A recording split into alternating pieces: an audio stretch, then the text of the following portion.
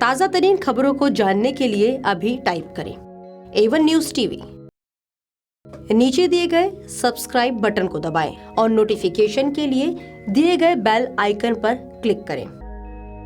हमारे वीडियोस को like, share और कमेंट करें।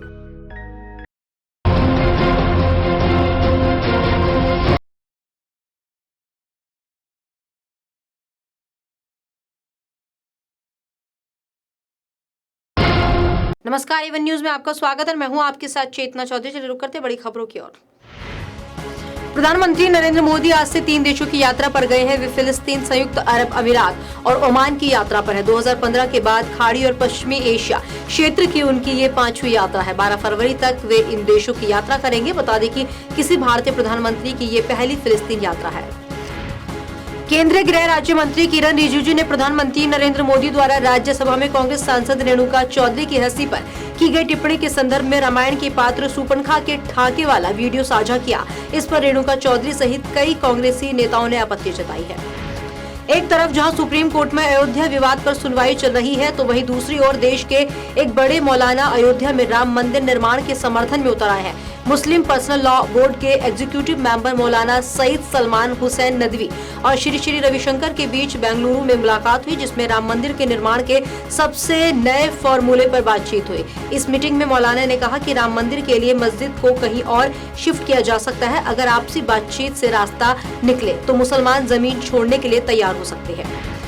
दिल्ली पुलिस की स्पेशल सेल ने पाकिस्तानी खुफिया एजेंसी ISI के लिए जासूसी करने और उसको गोपनीय दस्तावेज मुहैया कराने के आरोप में दिल्ली एयरफोर्स के ग्रुप कैप्टन अरुण मारवा को दिल्ली से गिरफ्तार किया है। सूत्रों से मिली जानकारी के अनुसार कुछ महीने पहले ISI के एक एजेंट ने लड़की बनकर मारवा से संपर्क किया था। इसके बाद दोनों में फोन पर लगातार चैटिंग होने लगी। मारवा को पूरी तरह अपने जाल में फंसाने के बाद ISI एजेंट ने उनसे कई गोपनीय दस्तावेजों की मांग की।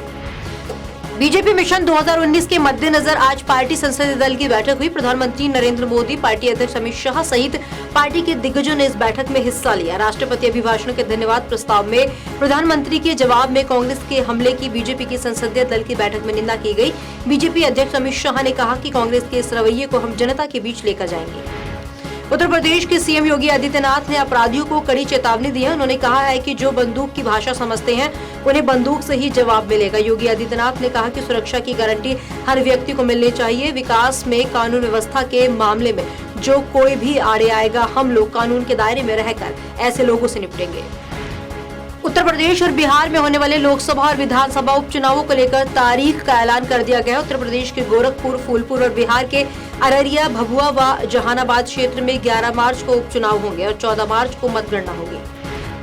राज्य में अधिकारियों की लापरवाही से नाराज मुख्यमंत्री नीतीश कुमार ने आंख तरेरी है और साफ कहा है कि जिनकी वजह से काम में सुस्ती पाई जाएगी उन्हें अनिवार्य सेवानिवृत्ति दे दी जाएगी। उन्होंने 7 निश्चय और लोक सेवा अधिकार कानून के कार्य की धीमी गति को देखते हुए कहा कि इसका पता चल रहा है कि इन योजनाओं का काम ठीक से नहीं हो रहा है। महाराष्ट्र की संस्था Shri Ramdas mission universal society और विश्व हिंदू परिषद ने एक बार फिर से राम राज्य रथ यात्रा निकालने का फैसला लिया है। ये रथ यात्रा अयोध्या से तमिलनाडु के रामेश्वरम तक निकाली जाएगी। 13 फरवरी को यात्रा की शुरुआत हो सकती है। यात्रा का समापन 25 मार्च को होगा। इस दौरान केंद्र सरकार से प्राथमिकता के तौर पर 14 महीने के अंदर राम मंदिर बनाए जाने की मांग की जाएगी। यात्रा 6 राज्यों उत्तर प्रदेश, महाराष्ट्र, मध्य प्रदेश, कर्नाटक, केरल और तमिलनाडु से होकर गुजरेगी। दक्षिण मुंबई स्थित राज्य सचिवालय मंत्रालय की 5वीं मंजिल से एक शख्स ने छलांग लगाकर खुदकुशी कर ली। खबर के मुताबिक मृतक की पहचान हर्षल राउत के रूप में हुई है। वे अपनी बहन की हत्या के मामले में दोषी करार दिया जा चुका है और 10 जनवरी से पैरोल पर बाहर था। वहीं विपक्षी दलों ने मंत्रालय को आत्महत्या का पॉइंट बता दिया है। मध्य प्रदेश के धार जिले के कुशी में एक मां ने अपनी 11 माह की बच्ची की हत्या इसलिए कर दी क्योंकि वे दूध के लिए रो रही थी।